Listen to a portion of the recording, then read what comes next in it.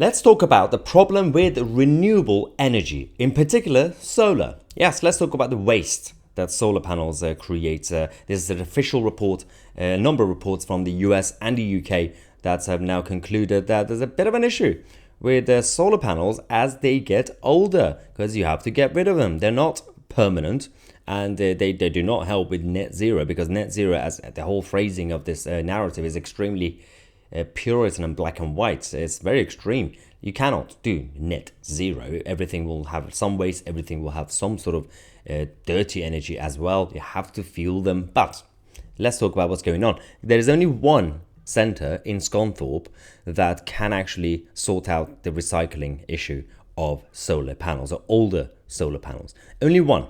And he doesn't even do it perfectly.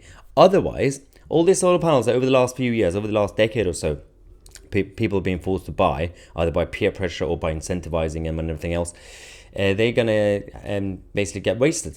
And landfills are going to be... there's a big issue with the media not talking about any of this, by the way, and eco-militants completely changing its object every time we bring it up.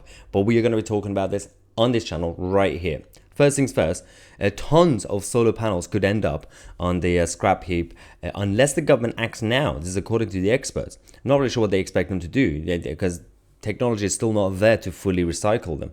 There are around 25 million solar panels just in the UK and 2.5 billion globally, right? As the first generation of solar panels are expected to die off in the coming years, experts have now warned that many of them could end up in landfill rather than recycled because, of course, of a drastic lack of infrastructure.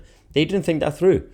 You invent something in the name of an ideology, at least be prepared for the future. They do not even think about long term, and they claim to be the gods of morality and long-term planning. No, they're not. Absolutely not.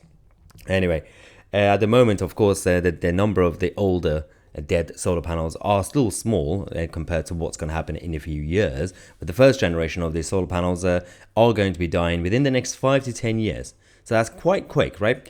We have a professor, who's Professor Chris Sansom from the University of Derby, and said by 2050, we could have 300 million tons of scrap panels globally. Now, for comparison, the world currently produces a similar amount of plastic waste each year. It just defeats the whole purpose.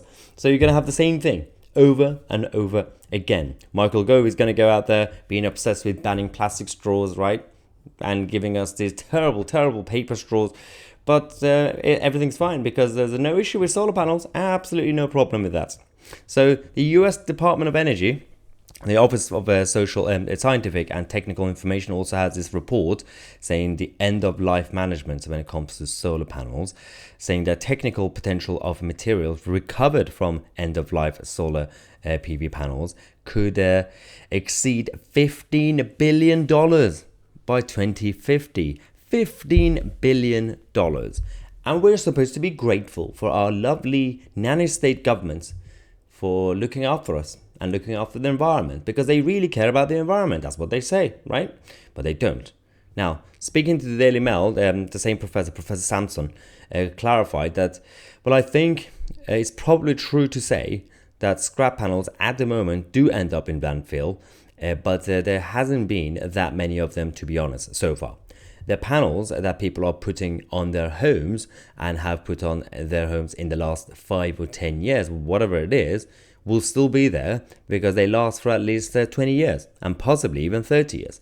If they fail, whatever the reason, then they probably have gone to landfill.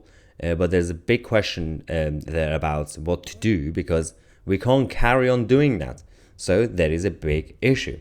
So it might not be instant, but again, it takes 10, 20 years. And again, the older ones, within the next 5, 10 years, they are going to be completely redundant and destroyed. And the people who were tricked into buying this thought that they're going to help the environment. We have one example. This is Steve Povey, who's 60, from Kent. He said he didn't know that his panels could end up in landfill when he agreed to get them. So he's now surprised. Well, we're all surprised. Well, not that surprised, but we're surprised about the scale of the problem. We knew that these things are going to get wasted eventually, but we didn't know that they're not going to come with any plan for proper recycling. In America, there's like one company that is trying to do some recycling, and Scunthorpe is the only centre that we have, and it's not even perfect. And we, again, as I said, if we're not grateful, that means we hate the environment. Ooh, so bad. Now, in 2018, a senior Chinese solar official and research scientist with the German Stuttgart Institute actually warned that solar panels disposal will explode with full force in 2 or 3 decades and wreck the environment much worse than what we've already done in the 20th century. Brilliant, right? He also warned that there will be a huge amount of waste as they are not easy to recycle, adding the reality is that there is a problem now and it's only going to get larger, expanding as rapidly as the PV industry expanded 10 years ago. That's a good point. As the whole solar energy sector continues to grow, the problem will also grow, and long term, there will come a time that the whole thing will be so destructive to the environment compared to the old school energy sources. It just makes no sense. That's why they are not pro-environment. They are communists in the clothing of environmentalists. Watermelons, green on the outside, communist red on the inside. Right, let's take a break. We're going to come back in a bit to talk about Rishi Sunak covering up the true numbers of illegal migrants to help with his asylum backlog. Yeah, I'm Mahyar Tousi, and we are the media.